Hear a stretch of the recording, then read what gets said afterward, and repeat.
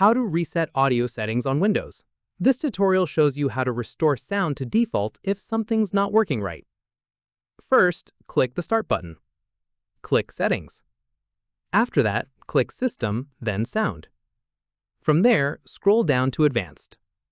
At this point, click Troubleshoot Common Sound Problems.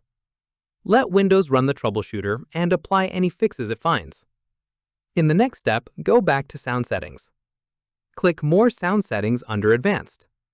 Following this, go to the Playback tab. Right-click your default playback device. Click Disable, then right-click it again and click Enable. Once done, right-click the same device once more and click Set as Default Device. From here, go to the Recording tab and repeat the same steps for your microphone.